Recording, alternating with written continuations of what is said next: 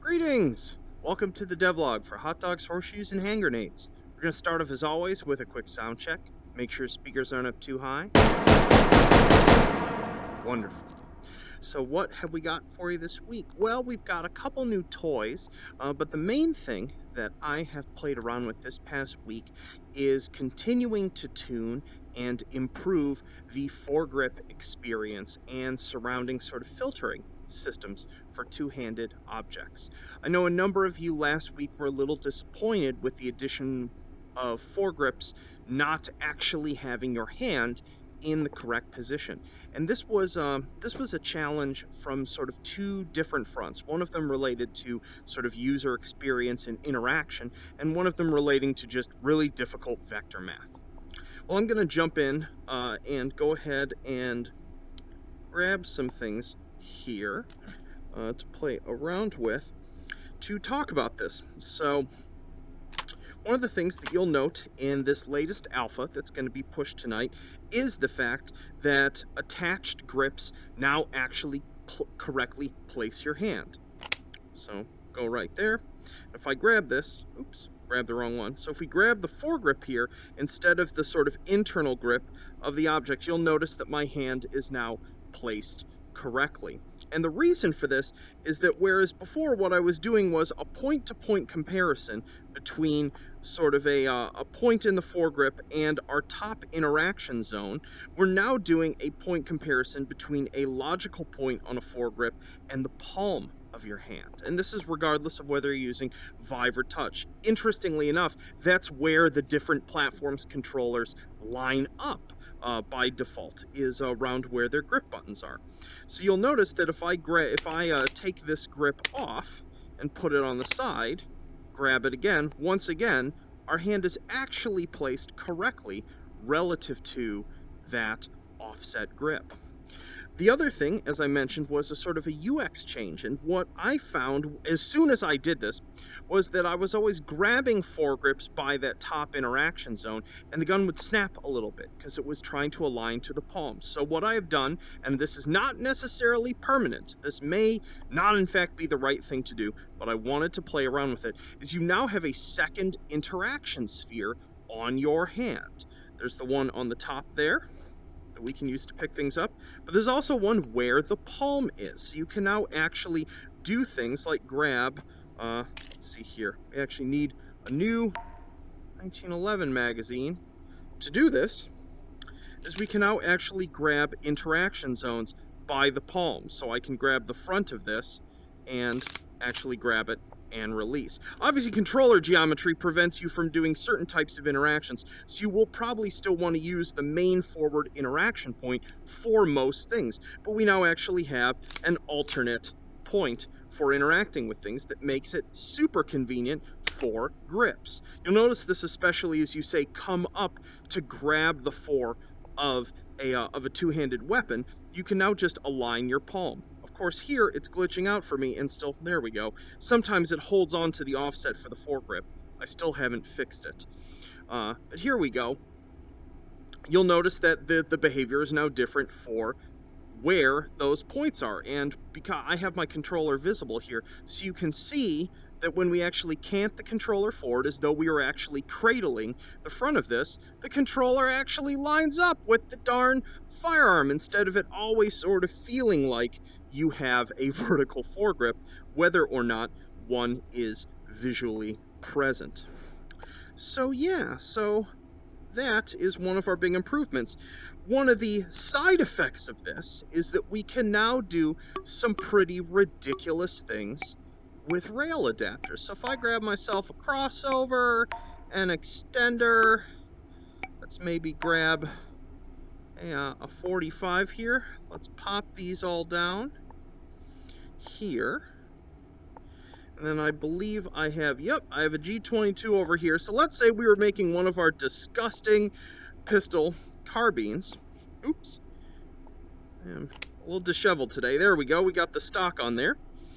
We can load her up here. We can actually do some pretty wild things in terms of placement of the foregrip. I'm actually going to want a suppressor on this so I don't shoot my hand on when I do the next step. So I'll put that on there to lengthen the barrel.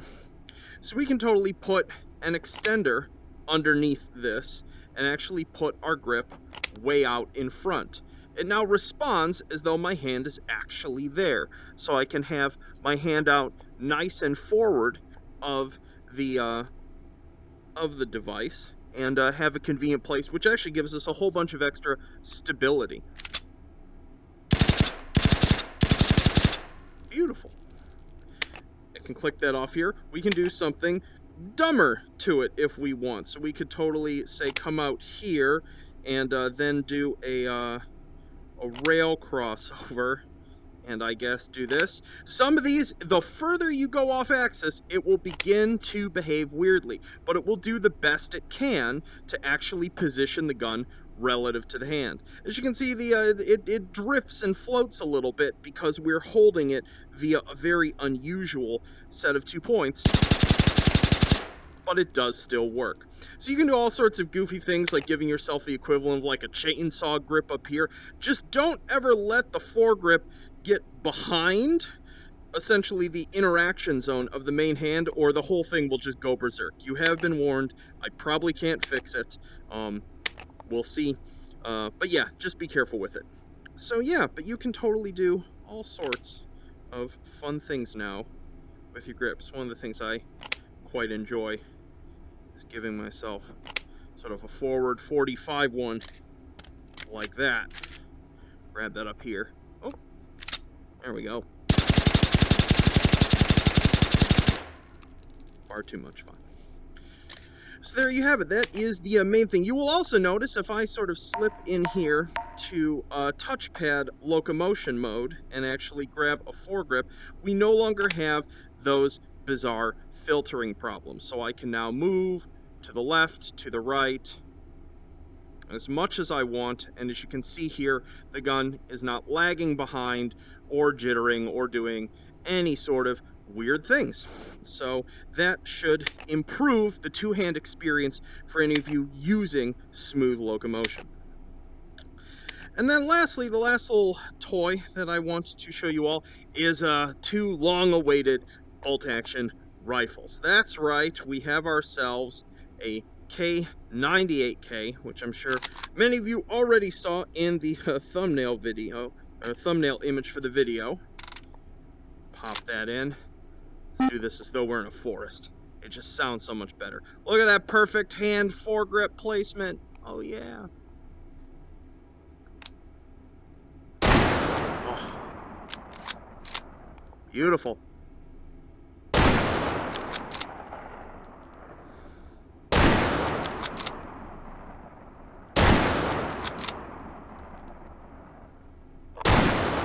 Gorgeous. Absolutely a beaut. Pop this over here. And we have the Lee Enfield. I need to fix the pose on this. Number 4 Mark 1, I believe, for this one. This one actually loads 10. Beautiful. Love the sights on this.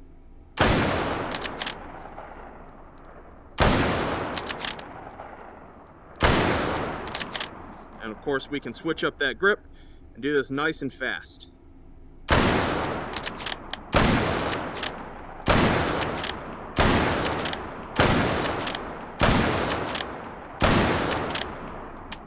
Beautiful. Absolutely beautiful. So there you have it. Those are our 2 new bolt-action rifles, some improvements to interactions and filtering. I want you all to play with this as much as possible.